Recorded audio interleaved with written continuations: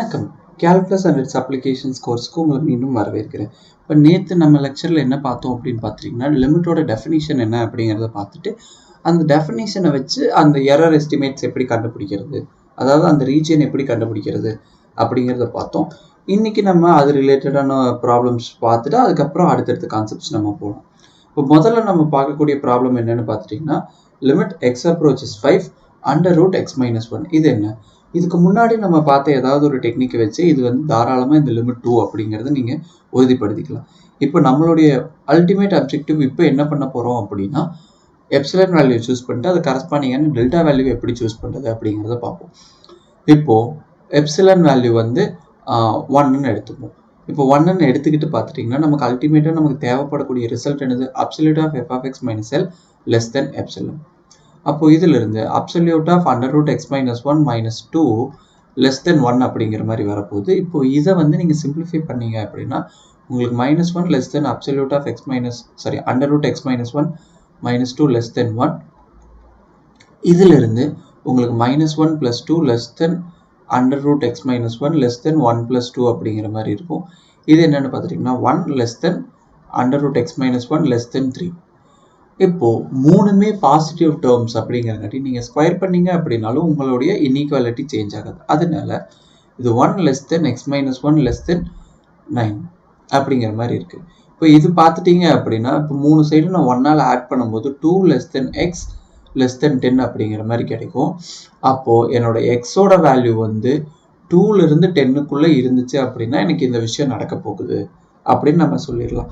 இப்போ நமக்கு இந்த இடத்துல மிக முக்கியமாக நம்ம பார்க்க வேண்டியது என்ன அப்படின்னா, நம்ம டெல்டா வேல்யூ கண்டுபிடிக்க போகிறோம். இப்போ டெல்டா வேல்யூ கண்டுபிடிக்கிறோம் அப்படின்னாலே நம்ம என்ன பண்ணுவோம், இந்த எக்ஸை பற்றி பேசிக்கிட்டு இருக்கோம். அப்படி நமக்கு வந்து இந்த எக்ஸை பற்றி பேசிக்கிட்டு இருக்கோம், ஒரு பர்டிகுலர் எக்ஸ். சப்போஸ் சி பற்றி பேசுகிறோம் அப்படின்னா C minus delta C plus delta அப்படிங்கிற மாதிரியான ஒரு இன்டர்வலை தான் நம்ம கண்டுபிடிக்க ட்ரை பண்ணுவோம். இந்த இடத்துல இந்த 2 மைனஸ் 10 அந்த மாதிரி நம்மளால எழுத முடியுமா அப்படிங்கிறதே வந்து ஒரு கேள்விக்குறியாக இருக்குது. ஏன் அப்படின்னா இந்த இடத்துல நம்மளோட சி வேல்யூ வந்து 5. அப்போ 5 மைனஸ் டெல்டா 5 ப்ளஸ் டெல்டா அப்படிங்கிற மாதிரியான ஒரு விஷயம் தான் நம்ம கொண்டு வரணும். அப்போது 5க்கும் இந்த ரெண்டு எக்ஸ்ட்ரீமுக்கும் இருக்கக்கூடிய டிஸ்டன்ஸ் என்னன்னு பார்ப்போம். சரிங்களா? இப்போது 5க்கும் இதுக்கும் இருக்கிற டிஸ்டன்ஸ் நான் பார்க்குறேன் அப்படின்னா 5 அடுத்து 10க்கும் 5க்கும் இருக்கிற டிஸ்டன்ஸ். ஓகே, 5லேருந்து டிஸ்டன்ஸ் தான் நான் பார்க்குறேன் அப்படின்னு நான் சொல்லிட்டு இருக்கங்காட்டி absolute of 5 minus 2 absolute of 5 minus 10. இது பார்த்துட்டிங்கன்னா இது எனக்கு 3, இது எனக்கு 5. இது ரெண்டில் மினிமம் குவான்டிட்டி என்னவோ அதை வந்து டெல்டாவாக சூஸ் பண்ணிக்கோங்க. அப்போ 3. அப்போ பார்த்துட்டிங்கன்னா இப்போ அதுதான் 3 அப்படிங்கும்போது நமக்கு என்ன வர, ஹென்ஸ் டெல்டா வேல்யூ இஸ் 3. அப்போ நமக்கு என்ன ஆயிரும், for delta in 5 minus 3 அப்படிங்கும்போது 2, 5 plus 3 அப்படிங்கும்போது 8. For delta in 2,8 we have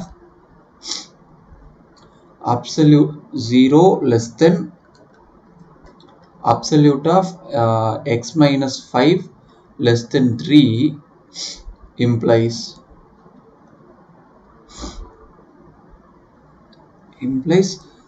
absolute of under root x minus 1 minus 2 less than 1. இப்போ இந்த விஷயத்தை வந்து உங்களுக்கு நான் பிளாட் பண்ணியும் காட்டுறேன்.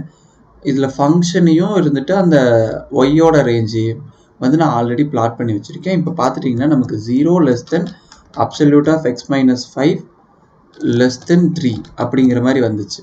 கரெக்டுங்களா? இப்போ இதுதாங்க நம்ம கண்டுபிடிச்சிருக்கிற ரேஞ்ச். சரிங்களா? இந்த காமன் இன்டர்செக்ஷன் இருக்குது பார்த்தீங்களா,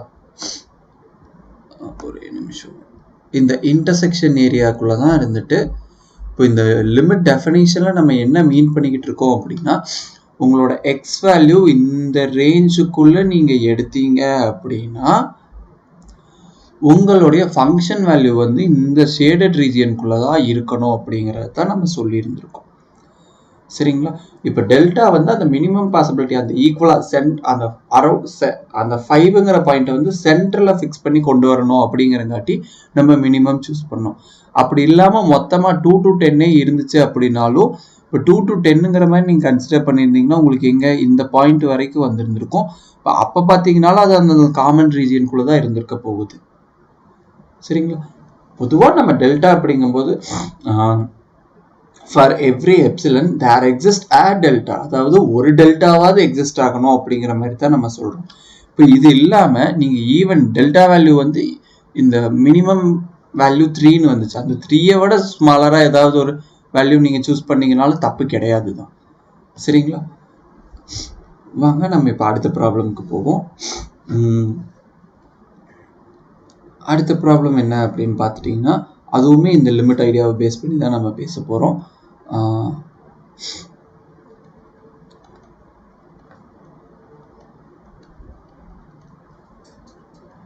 limit x approaches to f of x is 4. இங்கே ஃபங்க்ஷனை எப்படி டிஃபைன் பண்ணியிருக்காங்க அப்படின்னா x square if x not equals to 1 if x equals to. சரிங்களா? இந்த ஒரு ப்ராப்ளம்ல வந்து உங்களுக்கு லிமிட்டை பற்றி ஒரு தெளிவான ஒரு ஐடியா கிடைக்கிறதுக்கு ஏதுவாக இருக்கும் அப்படின்னு நான் நம்புகிறேன். ஏன் அப்படின்னு பார்த்துட்டிங்கன்னா லிமிட்டை பற்றி நம்ம பேசும்போதே இருந்துட்டு இந்த X approaches to X equals to இந்த ரெண்டு விஷயங்கள் பற்றி பேசுறது வந்து முக்கியமான ஒரு விஷயம். இது நான் முன்னாடி ஒரு சில லெக்சர்ஸில் கூட பேசியிருப்பேன் அப்படின்னு நான் நம்புகிறேன். இந்த ரெண்டும் பொதுவாக சேம் கிடையாது. இது வேற ட்ராக், இது வேற ட்ராக் தான். ஏன் அப்படின்னா இது வந்து அந்த ஒரு பர்டிகுலர் பாயிண்ட்ல மட்டும் நம்ம பார்க்குறோம். ஆனால் இந்த கேஸில் என்ன பண்ணணும்னா எக்ஸோட வேல்யூ 2 கிட்ட வரும்போது என்ன நடக்குது, 2 கிட்ட வருது அப்படின்னா அது எவ்வளோ கிட்ட வேணாலும் வரலாம், ஆனால் அது 2 எப்போவுமே ஆக முடியாது. சரிங்களா? ஸோ இதை வச்சு தான் வந்து நம்ம அடுத்த விஷயங்கள் நம்ம பார்க்க போகிறோம். இந்த இடத்துல இதுதான் லிமிட் அப்படிங்கிற சொல்லிட்டு இதை ப்ரூஃப் பண்ணுங்க அப்படிங்கிற மாதிரி சொல்லியிருந்திருக்காங்க. இப்போ ப்ரூஃப் பண்ணணும் அப்படின்னா நம்ம என்ன பண்ணணும், absolute of f of x minus l less than epsilon whenever absolute of x minus 2 less than delta. இந்த விஷயம் தான் பண்ணணுங்களா? இப்போ வந்து நம்ம எப்சிலன் வேல்யூ நம்ம சூஸ் பண்ணுறதா. ஸோ நான் இப்போதைக்கு 0.5 அப்படிங்கிற மாதிரி சூஸ் பண்ணிக்கிறேன்னு வச்சுக்கோங்களேன். இப்போ எனக்கு என்னது f of x minus l. இப்போ எஃப் ஆஃப் எக்ஸ் வந்து இந்த ஒரு பாயிண்ட்ல தான் எனக்கு பிரச்சனை பண்ணுது. ஸோ இது X square minus 4 less than 0.5 இப்படிங்கிற மாதிரியே நான் எடுத்துக்கிறேன். சரிங்களா? இப்படி எடுத்தேன் அப்படின்னா இது எனக்கு என்னது minus 0.5 less than X square less than 0.5. Sorry, இங்கே மைனஸ் 4 இருக்கும். Minus 4 less than 0.5. இப்போ 4 ரெண்டு சைடு ஆட் பண்ணும்போது எனக்கு 3.5 less than X square less than 4.5 அப்படிங்கிற மாதிரி வருது. இப்போ நான் இதோடைய பாசிட்டிவ் ஸ்கொயர் ரூட் மட்டும் கன்சிடர் பண்ண போகிறேன். அப்போ பாசிட்டிவ் ஸ்கொயர் ரூட் கன்சிடர் பண்ணுறேன் அப்படின்னா 3.5 உடைய பாசிட்டிவ் ஸ்கொயர் ரூட் எனக்கு என்ன கிடைக்க போகுதுன்னா 1.8708. சரிங்களா? 1.8708 லெஸ் தென் எக்ஸ், இந்த பக்கம் ஸ்கொயர் ரூட் ஆஃப் 4.5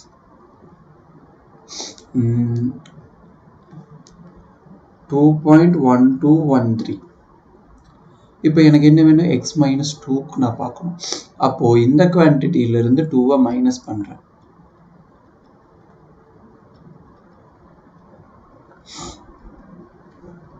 (1.8708 minus 2) அப்படிங்கும்போது minus 0.1292 less than X minus 2. இந்த பக்கம் it is going to be 0.1213. சரிங்களா? அப்போ இது ரெண்டையுமே நான் அப்ராக்சிமேட்டா 0.12 2 டெசிமல்ஸ்க்கு நான் ரவுண்ட் ஆஃப் பண்ணி எடுக்கணும் அப்படின்னு நினைச்சு நான் இதை எடுத்துக்கிறேன். அப்போ பார்த்துட்டீங்க அப்படின்னா எனக்கு absolute of x minus 2 less than 0.12 அப்படிங்கிற மாதிரி கிடைக்கும். ஆனால் இங்கே நான் என்ன பண்ணுறேன், 0ங்கிற பாயிண்ட்டை எக்ஸ்க்ளூட் பண்ணி தான் வைக்கிறேன். ஏன் அப்படின்னா 0ங்கிற பாயிண்ட் போடும்போது எனக்கு ஃபங்க்ஷனோட வேல்யூ வந்து 1 வந்துடும். அது எக்ஸ் ஸ்கொயராக இருக்க போகிறது கிடையாது. அந்த ரீசன்னால தான் வந்து இந்த 0ங்கிற பாயிண்ட்டை நான் எக்ஸ்க்ளூட் பண்ணி வச்சிருக்கேன். இப்போ இந்த விஷயங்களை வந்து நல்லா நோட் பண்ணிக்கோங்க. இதையுமே வந்து நான் உங்களுக்கு பிளாட் பண்ணி வேணாலும் காட்டுறேன். நம்மளோட எஃப் ஆஃப் எக்ஸ் என்னவா இருக்குங்கிறதையும் தெளிவாக நோட் பண்ணிக்கோங்க. அடுத்து இருந்துட்டு நமக்கு என்ன வந்திருக்கு, அந்த எப்சிலன் டெல்டாவோட ரேஞ்ச் என்ன வந்திருக்கு அப்படிங்கிறதையும் தெளிவாக நோட் பண்ணிட்டீங்க அப்படின்னா இதையுமே நம்ம பிளாட் பண்ணி எப்படி இருக்கு என்னங்கிறத செக் பண்ணலாம். இப்போ இந்த இதில்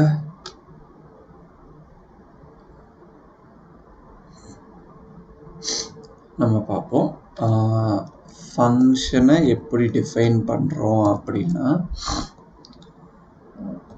x greater than 2 இருந்துச்சுன்னா x ஸ்கொயர், அடுத்தது இதுக்குள்ள x smaller than 2 இருந்துச்சு அப்படின்னாலும் x ஸ்கொயர், இல்லை இது ரெண்டுமே இல்லைங்கிற கேஸ் என்னது 1.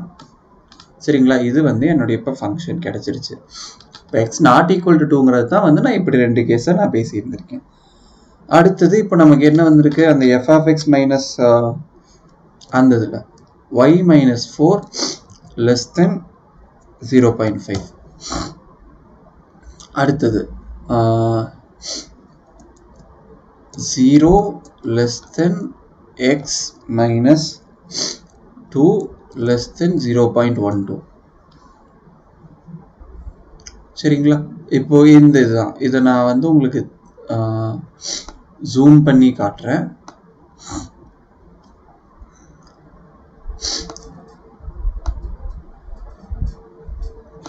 இப்போ இந்த இடத்துல நீங்க வந்து தெளிவா பார்க்க முடியும், x is equal to இப்போ அந்த x minus 2ங்கிற பாயிண்ட்டை மட்டும் ஒமிட் பண்ணியிருக்கோம். அப்படிங்கும்போது இந்த 2ங்கிற பாயிண்ட்டை மட்டும் இங்கே எக்ஸ்ட்ராவாக ஒரு லைன் இருக்குங்களா, இது எதை ரெப்ரசென்ட் பண்ணுதுன்னா அந்த ஒரு பாயிண்ட்டை நான் எக்ஸ்க்ளூட் பண்ணிட்டேன். அந்த ஒரு பாயிண்ட்ல வந்து என்னோட ஃபங்க்ஷன் வேல்யூ என்னவா இருக்க போகுதுன்னா 1 இருக்க போகுது, அது வேற எங்கேயும் இருக்க போகிறது கிடையாது. ஸோ அந்த பாயிண்ட்டை நான் ஒமிட் பண்ணிட்டு தான் பார்க்குறேன். அப்படிங்கும்போது எனக்கு இங்கே எந்த ப்ராப்ளமும் கிடையாது. இப்போ இந்த ரீஜியனுக்குள்ள இந்த ஃபர்ஸ்ட் லைன்லேருந்து இந்த லைனுக்குள்ளே பார்த்துட்டீங்க அப்படின்னால என்னோட கர்வ் கம்ப்ளீட்டாக இந்த காமன் ரீஜியனுக்குள்ளே தான் இருக்குது. அடுத்தது இங்கிருந்து இங்கே பார்க்கும்போது எனக்கு இந்த காமன் ரீஜியனுக்குள்ளே தான் இருக்கே தவிர இதை தாண்டி எங்கேயும் வெளியே போகல. இதுதான் வந்து நம்ம அந்த எப்சிலன் டெல்டா டெஃபினேஷனில் நம்ம வெரிஃபை பண்ணக்கூடிய விஷயங்கள். சரிங்களா, இப்போ நம்ம அடுத்து வந்து ஒன் சைடட் லிமிட்ஸ் அப்படிங்கிற கான்செப்ட்ஸ் பற்றி பார்க்க போகிறோம். இப்போ ஒன் சைடட் லிமிட்ஸ் அப்படின்னா என்னென்னு பார்த்துட்டிங்கன்னா, இப்போ ஜென்ரலாக நம்ம இங்கே லிமிட்ஸ் ஆஃப் ரியல் ஃபங்க்ஷன்ஸ் பார்க்கும்போது either from left or from right அப்படிங்கிற ஒரு ரெண்டு கான்செப்ட் பார்த்தோம். இப்போது நான் இது ரெண்டில் ஏதாவது ஒன்றை தான் கன்சிடர் பண்ண போகிறேன் அப்படிங்கிற மாதிரியான கேஸை தான் வந்து நம்ம ஒன் சைடட் லிமிட் அப்படிங்கிற மாதிரி நம்ம சொல்லுவோம். சரிங்களா, இதில் வந்து ஒரு தியரமோட ஸ்டேட்மெண்ட் மட்டும் நான் மெயினாக சொல்லிடுறேன். அந்த தியரம் வந்து ஒன் சைடட் லிமிட்ஸுக்கும் ஓகே, ஒன் சைடட் லிமிட்ஸோட நோட்டேஷன் ஃபஸ்ட்டு நான் சொல்கிறேன். இப்போ ஒரு ஃபங்க்ஷன் இருக்கு, இந்த பாயிண்ட் தான் சி, இதோடைய லெஃப்ட் லிமிட் அப்படிங்கிறது என்னன்னா left limit of f of x அப்படிங்கிறது என்னன்னா நம்ம பொதுவாக பேசுறது தான் f of x is defined in an open interval around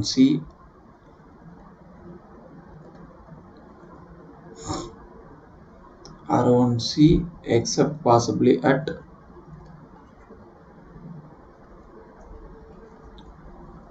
x is equal to C. இது வந்து லெஃப்ட் லிமிட்டுக்குன்னு கிடையாது, இது பொதுவாக லெஃப்ட் லிமிட்டாக இருந்தாலும் சரி ரைட் லிமிட்டாக இருந்தாலும் சரி இந்த ஒரு பேசிக் அசம்ஷன் இருக்க போகுது. சரிங்களா, அடுத்து லெஃப்ட் லிமிட் அப்படின்னு நம்ம எதை சொல்கிறோம் அப்படின்னா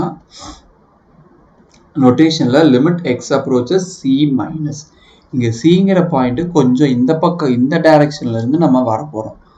சரிங்களா, அப்போது இங்கேயுமே நம்ம வந்து எப்சிலன் டெல்டா இந்த விஷயங்கள் எல்லாம் எடுப்போம் அப்படின்னா கண்டிப்பாக நம்ம எடுக்க தான் போகிறோம். இது சப்போஸ் என்னோட எல் அப்படின்னா this is going to be l minus epsilon, this is going to be l plus epsilon.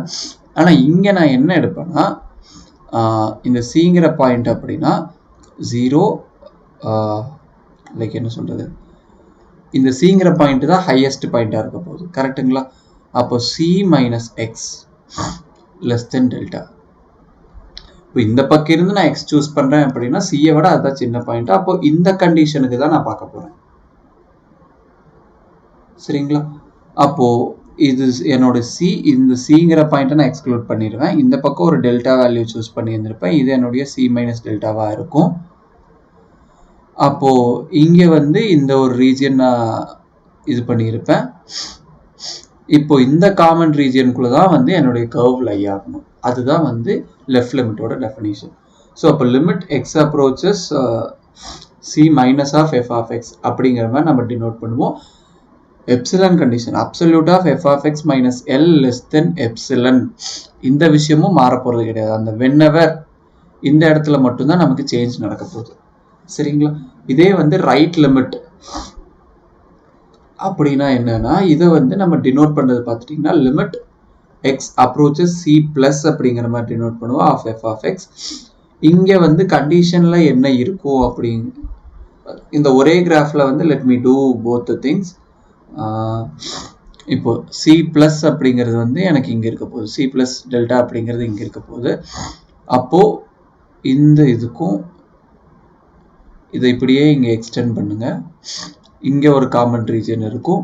இந்த இடத்துக்குள்ள இந்த c to c plus டெல்டாவில் நீங்கள் ஏதாவது ஒரு பாயிண்ட் எடுத்தீங்க அப்படின்னா அது கரஸ்பாண்டிங்கான ஃபங்க்ஷன் வேல்யூ வந்து உங்களுக்கு இந்த ஷேடட் ரீஜனுக்குள்ளே இருக்கணும். அப்போ இங்கே என்னென்னு பார்த்துட்டிங்கன்னா எக்ஸ் மைனஸ் சி, சி தான் சின்ன பாயிண்டாக இருக்க போது, எக்ஸ் இந்த பக்கம் எங்கே வேணாலும் எடுப்பீங்க. So X minus C less than delta இந்த மாதிரி இருக்கும். சரிங்களா? இது எல் அப்படின்னு சொல்லணும்னா, இதை எல் அப்படின்னு சொல்லணும்னா என்ன அப்படிங்கிறது தான் வந்து நம்ம இங்கே பேசியிருந்துருக்கோம். ஓகே, இப்போ வந்து அந்த தீரத்தோடைய ஸ்டேட்மெண்ட் ஒரு முக்கியமான ஒரு தீரம், லிமிட்டையும் ஒன் சைடட் லிமிட்ஸையும் கனெக்ட் பண்ணுற ஒரு தீரம் இருக்குது. சரிங்களா? அந்த தீரம் என்ன அப்படிங்கிற ஸ்டேட்மெண்ட் மட்டும் பார்ப்போம். A function f of x has a limit. இந்த ஃபங்க்ஷனுக்கு ஒரு லிமிட் இருக்கு எப்போ as x approaches c. இப்படி இருக்கணும் அப்படின்னா if and only if, இதுக்கு மீனிங் என்ன அப்படின்னு பார்த்துட்டிங்கன்னா ஈக்குவலண்ட் if and only ifக்கு நான் இந்த சிம்பிள் யூஸ் பண்ணுறேன். சரிங்களா? it has left hand and right hand limits.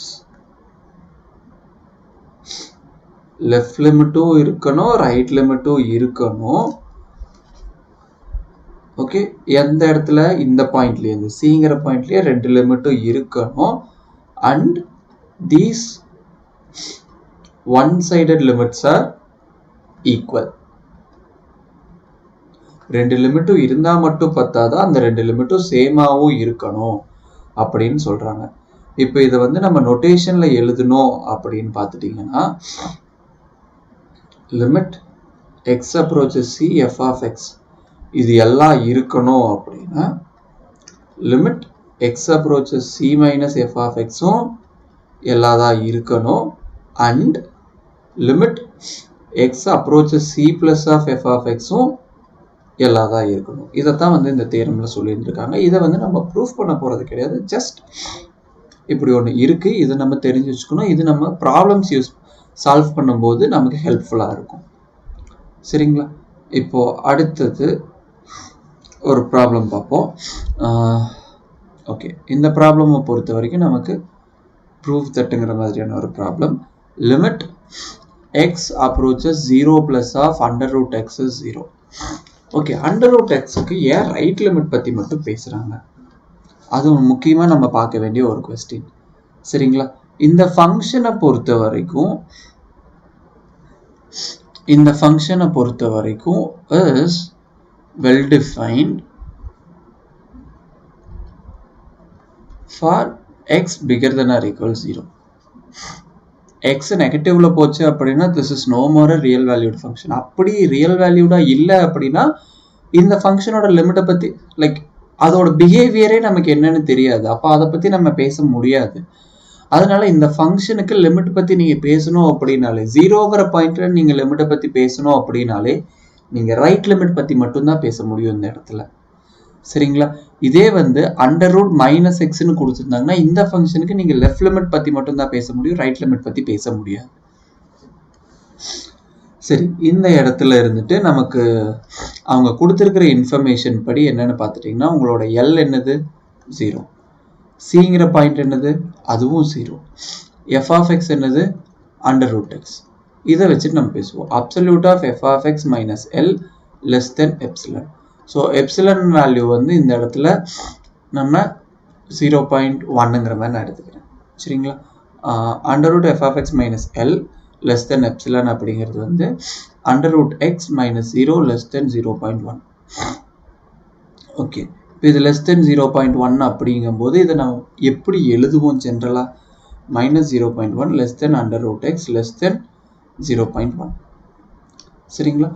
இப்போ நான் ரைட்டு மட்டும் பேசுகிறேன் அப்படின்னா அந்த லெஃப்ட் பார்ட்டை அப்படியே நான் ஒமிட் பண்ணிட்டு இதை நான் 0ன்னு மாற்றிக்கலாம். சரிங்களா? ஜென்ரலாக எக்ஸ்பேண்ட் பண்ணும்போது இப்படி பண்ணுவோம். நம்ம லெஃப்ட் பற்றி பேசுகிறோம் அப்படின்னா இப்படி மாற்றிடணும், ரைட் பற்றி பேசுகிறோம் அப்படின்னா இந்த பக்கம் மாற்றிக்கணும்.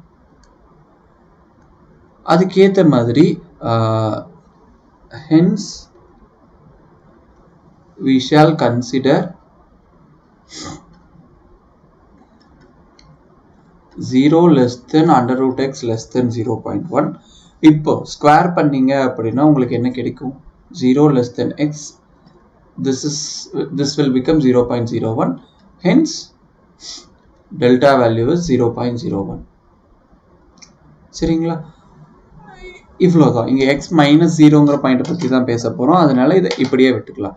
இப்போ இதையுமே வந்து நான் உங்களுக்கு பிளாட் பண்ணி காட்டுறேன். ஸோ ஃபங்க்ஷன் வந்து under root x, epsilon value வந்து 0.1 எடுத்திருக்கோம், டெல்டா வந்து நமக்கு என்ன கிடைக்கிது? 0.01ன்னு கிடைக்கிது. கரெக்டுங்களா?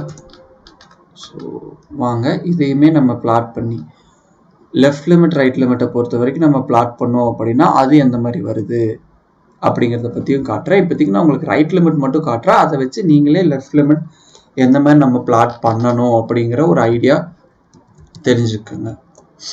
ஸோ இதுதான் நம்ம கர்வ். ஆக்சுவலி இதுதான் நம்ம கர்வ். சரிங்களா? இப்போ வந்து ஒய்ல நம்ம என்ன எடுத்திருந்திருக்கோம்? Absolute of y less than 0.1 இதுதான் நம்ம எடுத்திருக்கோம். அப்போ இங்கே நமக்கு என்ன கிடைச்சது? X less than 0.01. இதை வந்து நம்ம பார்க்கணும் அப்படிங்கும்போது நம்ம கொஞ்சம் ரொம்பவே கீனாக ஜூம் பண்ணி போனோம் அப்படின்னா மட்டும்தான் இதோட பிஹேவியர் வந்து என்ன அப்படிங்கிறது நமக்கு தெளிவாக தெரியும். ஆக்சுவலி ஜஸ்ட் மினிட், இங்கே ஒரு சின்ன ஒரு மிஸ்டேக் நான் பண்ணிட்டேன். நம்ம ஃபுல்லாக இதுக்கு பார்க்க போகிறது கிடையாது. நமக்கு என்ன தேவைப்படுது? 0 less than x less than 0.01 இந்த விஷயத்துக்கு தான் நமக்கு தேவைப்படுது.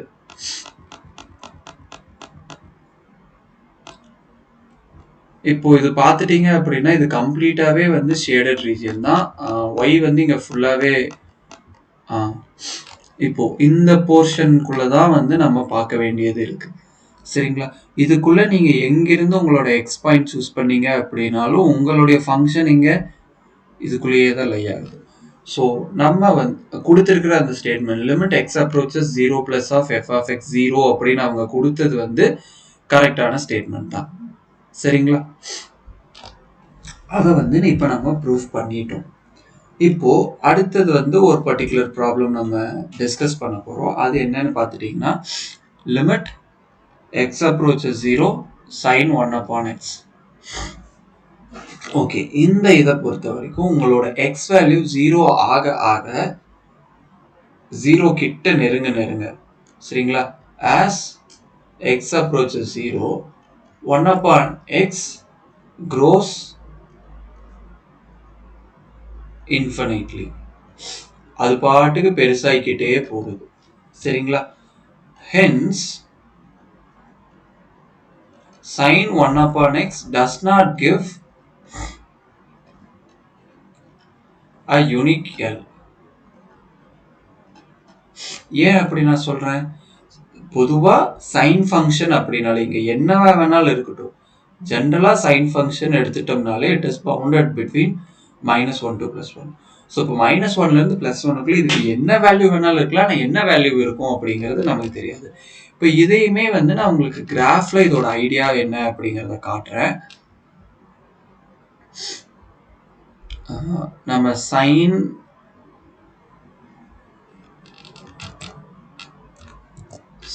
1/x இதுதான் நம்ம ஃபங்க்ஷன். நான் கொஞ்சம் ஜூம் அவுட் பண்ணிட்டு இதோட பிஹேவியர் என்ன அப்படிங்கிறது பாருங்களேன். இப்போ 0 கிட்ட நெருங்க இந்த ஃபங்க்ஷன்ல வந்து ஒரு ஆசிலேஷன் நடக்குது. இப்போ இந்த ஒரு பர்டிகுலர் பாயிண்ட்டுக்கு அப்புறம் லிமிட் பத்தி பேசினாங்க அப்படின்னா நம்மளால யூனிக்காக கொண்டு வந்துட முடியுது. இந்த பாயிண்ட்டுக்கு அப்புறம் பேசினாங்கனாலும் நம்மளால ஒரு யூனிக்கா கொண்டு வந்துட முடியுது. ஆனா 0 கிட்ட போகும்போது இப்போ 0 கிட்ட அப்படிங்கிறது வந்து ஈவன் -0.5ங்கிறது 0 கிட்ட அப்படின்னு நம்மளால சொல்ல முடியாது. 0 கிட்ட அப்படிங்கிறது வந்து இது இந்த ஒரு பர்டிகுலர் பாயிண்ட் தான் அப்படின்னு நம்மளால தெளிவா சொல்லிடவே முடியாது.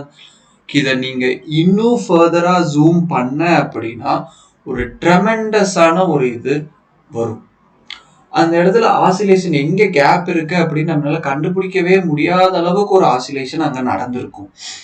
அதனால இங்க பாத்தீங்கன்னா லிமிட் எக்ஸ் அப்ரோச்சஸ் 0, அது 0 பிளஸ்ஸா இருந்தாலும் சரி 0 மைனஸா இருந்தாலும் சரி இந்த ஃபங்க்ஷனுடைய லிமிட் எக்ஸிஸ்ட் ஆகல நமக்கு. சரிங்களா? இப்போ அடுத்தது வந்து நம்ம பார்க்கக்கூடிய விஷயம் வந்து limits involving sin theta upon theta.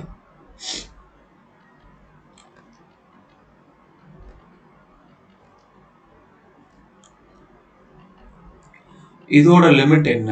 as theta approaches 0, as theta approaches 0 sin theta upon theta என்ன அப்படின்னு பார்த்துட்டீங்கன்னா it is going to be 1.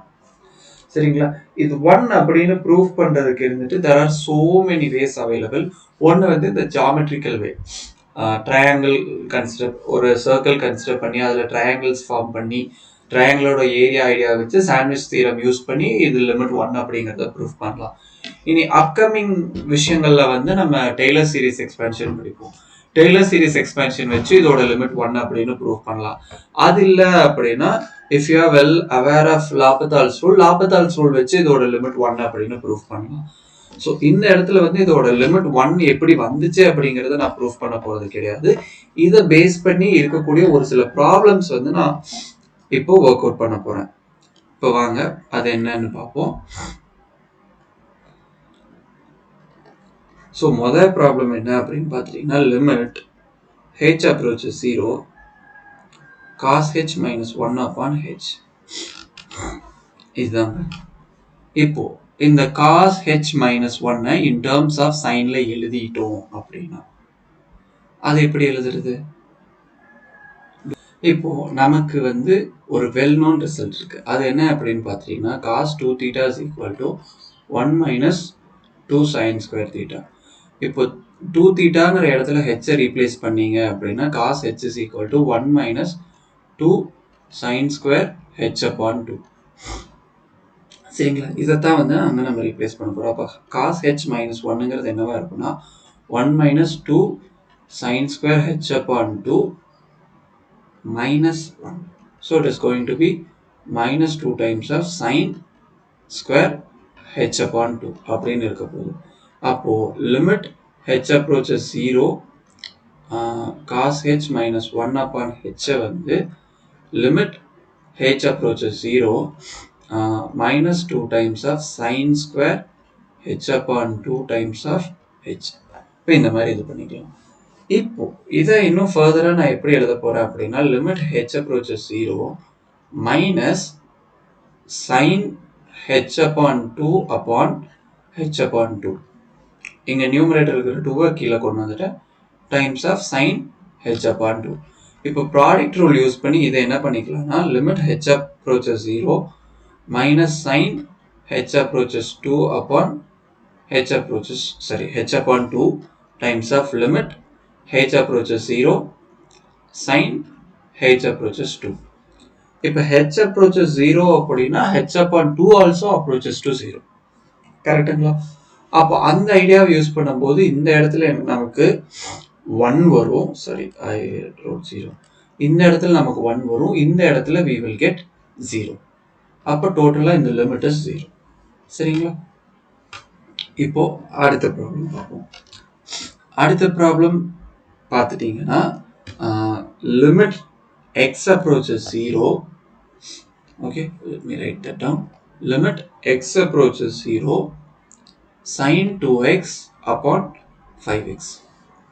ஒரு விஷயம் தெளிவாக நோட் பண்ணிக்கோங்க. இங்கே 2x இருந்துச்சு அப்படின்னா டினாமினேட்டர்லேயும் நமக்கு 2x தான் வேணும். அப்போ டினாமினேட்டரை 2x நீங்க மாற்றணும் அப்படின்னு ட்ரை பண்ணீங்கன்னா 2. ஸோ இதை 2-ஆ கொண்டு வரதுக்கு என்ன பண்ணியிருந்திருப்பீங்க? Divide by 5 and multiplied by 2 இதான் பண்ணியிருந்திருப்போமா? Okay, good. ஸோ இதை வந்து இன்னும் ஃபர்தராக எப்படி நம்ம எழுதலாம்?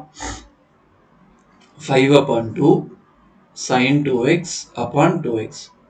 இப்போ again constant multiple rule இந்த இடத்துல 5/2ங்கிறது வந்து ஒரு constant. So constant multiple rule use பண்ணோம் அப்படின்னா 5/2 limit x approaches 0 of sin 2x upon 2x. இந்த வேல்யூ வந்து நமக்கு ஒன்று. So 5/2 limit value is 5/2. So am I right? Sorry, I think I have done something wrong.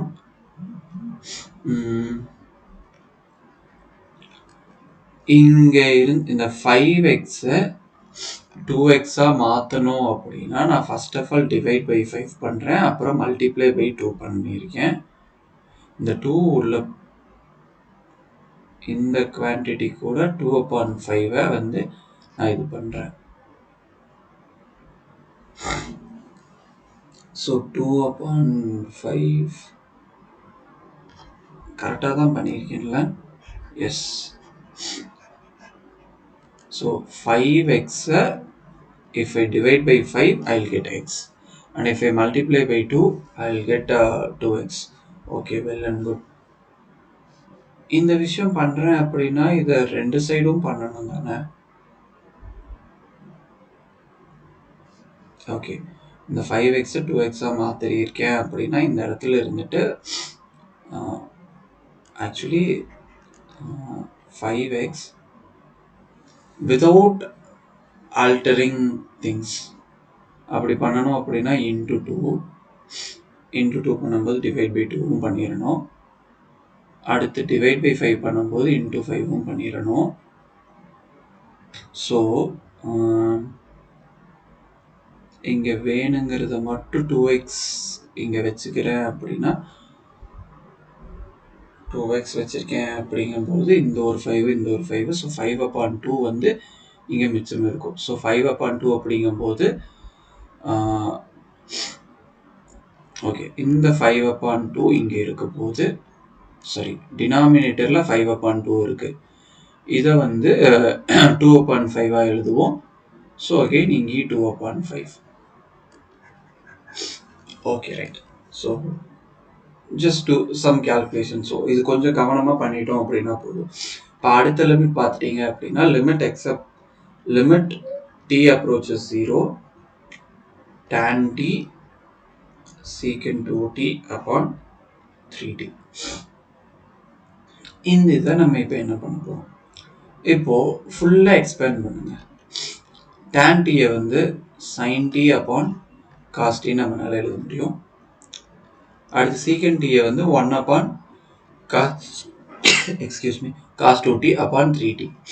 இப்போ இதை வந்து இன்னும் ஃபர்தராக எப்படியெல்லாம் சிம்பிளிஃபை பண்ண போகிறோம் அப்படின்னா limit t approaches 0 sin t upon t 1/3 constant வெளியே எடுத்தேன்னா so 1 cos t 1 cos 2t.